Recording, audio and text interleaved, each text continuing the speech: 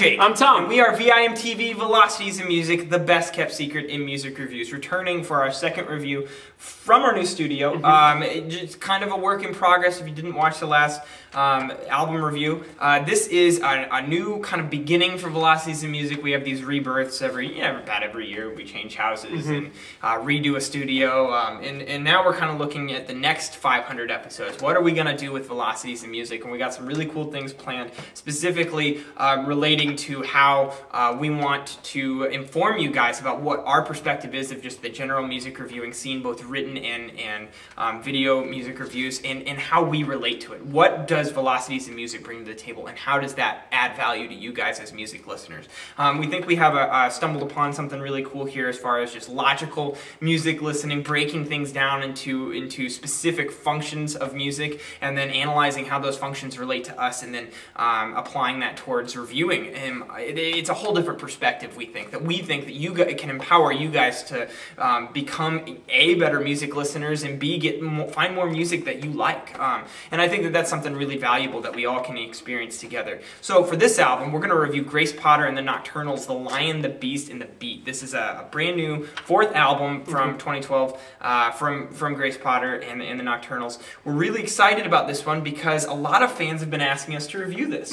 And I don't know why, because you guys who watch us from time to time should probably know we wouldn't like something like this, and it did rub us the wrong way. Now, I just want to come out and say that the more I listen to this album, Tom, the more I seem to grow. It grew on me. I mean, I was originally like, just absolutely not, this is crap, I don't want to review it, I don't want to listen to it. The more I listened to it, I was like, okay, these songs actually have some really cool stuff going on. Yeah. I really like, you know, it's kind of a mix. You get a range of styles here. It's a mix of like alt country at times, and it starts off with like arena rock. Yeah. It actually ends at arena rock, and it does some cool album rapping. I feel like the bass is always consistently good. There's some really cool guitar hooks. Of course, Grace Potter's vocals are the highlight. That's what this band is all about, is just giving her the room to just let her voice take over the sound.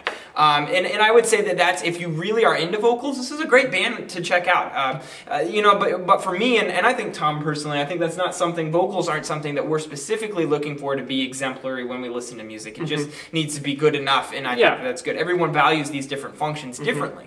Tom, I know you had some beef with this album. Why don't you jump in and just attack? All right, well, to give you a little background on my experience with Grace Potter and the Nocturnals, I saw them live a little over a year ago, and they were at 8035, and I really enjoyed them. I thought that they had a really good, aggressive performance style. They were all very good live, and Grace Potter could just belt it. It was a really engaging performance. And I've listened to some of their past recordings. I've never been a huge fan of their recordings, but I enjoy them all right. And this one I was pretty lukewarm on. Mostly I was just disappointed in how the songs were presented. Now, the songwriting itself, it was kind of hit or miss. I felt like a few of the songs were pretty well written, really kind of got me. I liked the first few tracks. Those ended up being my favorites. Track 2 has kind of like a spoon kind of groove to it, and then track 3 totally made me think of like Fleetwood Mac.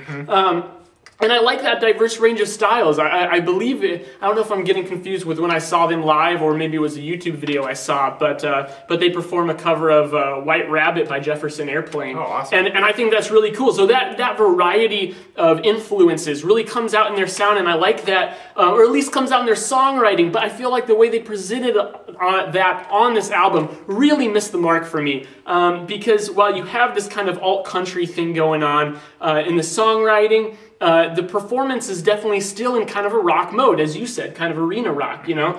And I feel like the reason why, I think that was a strategic move, because they have to give Grace Potter the room to let her voice go out. So if they try to make it sound, you know, too condensed or too, you know, indie folk or country, she wouldn't have the room to really belt it. That's true, because it wouldn't really fit. Right. But at the same time, I don't think that the instruments were produced largely enough to match with that big of a vocal performance. Right. Especially in the drums. And it seems really stupid for me to be bitching about drums on an album of this genre. Right. But really, like I said, when you have guitars that are this big and a vocalist that can just belt it like Grace Potter can, I think the drums need to be reinforcing that. And I just thought the production on them was kind of weak, and it didn't blend with the bass and guitars very much. I felt like it was kind of sitting in the background. The instrumentals weren't really blending and reinforcing the vocals. They were kind of sitting on their own, and for that, it made it really difficult for me to get into this album. Yeah, and my biggest criticism, just far and away, is just the difference in quality of the tracks. Some of these tracks I really do enjoy, I really do like. In fact, I might even have some of these tracks on my favorite list at the end of the year. Some of them, though, I think are terrible. I mean, really, I think track 4 stars. I mean, you might like that song, and just don't take that personally that I don't like the same thing you like. It's just I think it sounds like a Dixie Chicks song, and I don't really get into the Dixie Chicks. That's not what I'm into when I'm listening to music.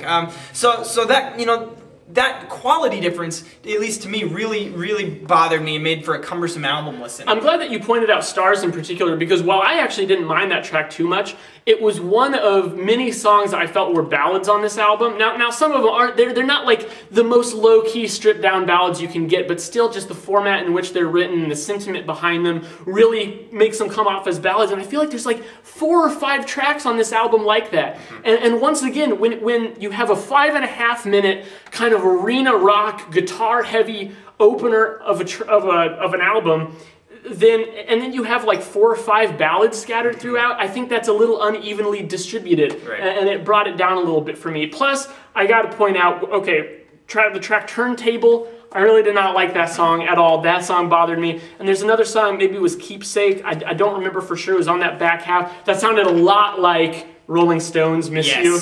Yeah. That guitar hook, I just felt like was a blatant ripoff. Great point. I hate to say that it. brings me to my other big kind of piece that I wanna kind of rant about real quick. It's just originality in general. This album opens up with The Lion, the Beast, and the Beat, and I feel like I've heard that song before. I mean, it's a sound that's been done so many times. And then in the album they wrap it up with The Divide, which actually sounds like it could be just kind of an outro to the first track, which is actually a nice gesture for an artist to make the album kind of have a consistent start, beginning, and end, and kind of just kind of wraps the album in a nice format. But the other side of it is you have to have original content. You have to have, you can't wear your influences on your sleeve so much that you just sound like a cover band, even though you're writing new material. And this band, at times, doesn't do that. And at times, it sounds like you're listening to another band. So it just kind of, it kind of makes the whole listening experience just a big bomb for me. I really felt like this was a struggle to get through at times. I really want to listen to the tracks that I like, and I really don't want to listen to the tracks that I don't. And I agree with Tom, the back half of the album was just not quite as good as the front half. You combine all those facets of this album, and you're just left wanting more, I think. Which is a shame, because this is a really talented band with a great vocalist.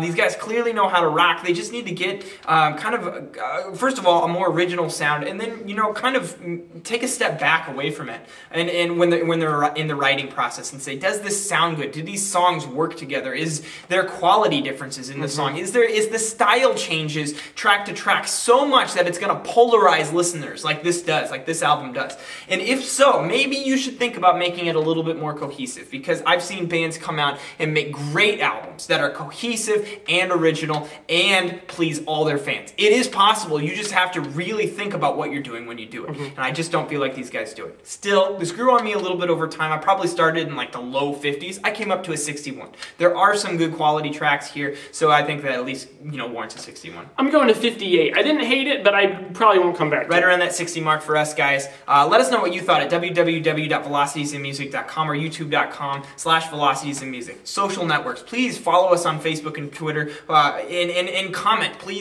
give us your feedback. What do you think about Grace Potter and the Nocturnals and this new album of theirs? What do you think about, our show and any suggestions you have for us? We're sweating like dogs right now because it is hot. It's bad. In Iowa. Yeah. And we're not in the middle of a cornfield anymore. No. Which is a good thing, so we're making progress. We're moving up in the world for you guys. Let us know your feedback. I'm Jake. I'm Tom. And we are VIMTV, moving music critique forward. Shadow.